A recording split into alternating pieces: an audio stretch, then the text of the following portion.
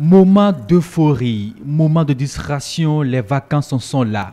Après 9 mois de dur labeur, sanctionnés par les examens pour les uns et les contrôles internes pour les autres, les voici libérés des corvées livresques et autres surveillances permanentes des éducateurs.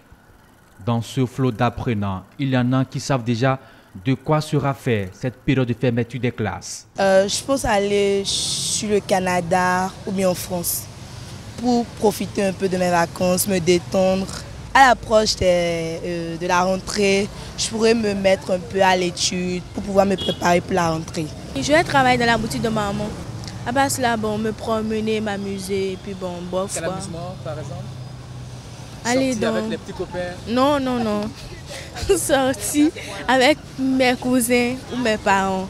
Dans les vacances, pendant les 3 mois, moi je vais faire la pâtisserie et après reprendre l'année scolaire.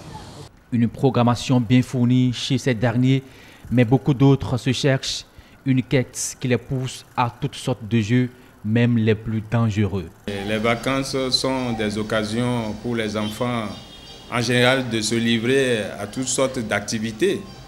Donc il arrive souvent, n'est-ce pas, que ce qu'on ne souhaite pas arrive. Les enfants sont en quête de la mode. L'enfant veut être à la mode.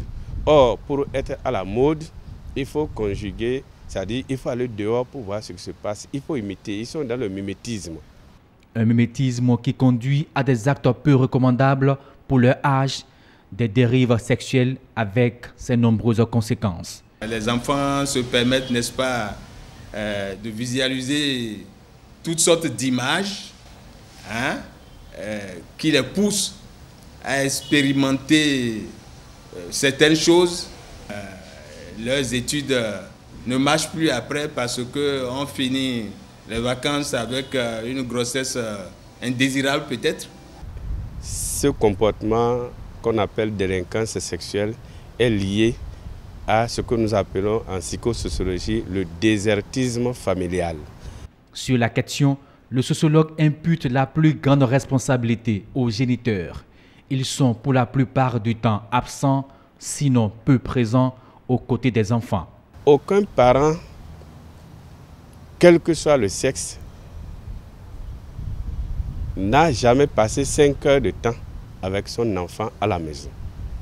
Est-ce qu'aujourd'hui, si l'enfant s'auto-éduque, si l'enfant se fait éduquer par les domestiques et que l'enfant se donne une ligne de conduite à travers les images télévisées, en vacances, est-ce que nous allons parler de délinquance sexuelle au niveau des enfants? Non. Ce n'est pas mauvais d'installer une bibliothèque à la maison qui sera garnie, n'est-ce pas, des livres adaptés au niveau et à l'âge des enfants.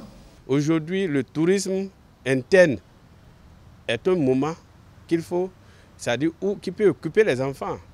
Je ne vois pas quelle famille peut se promener dans tout le pays pendant 2 mois et finir de connaître les sites touristiques du pays. Ce n'est pas possible. Voilà. Et puis ça existe. Des propositions pour corriger cette déviance sexuelle, ce n'est pas ce qui manque. En plus de leur présence, les parents doivent planifier de concert avec les enfants leur temps de vacances, des moments de saine émulation et non de débauche.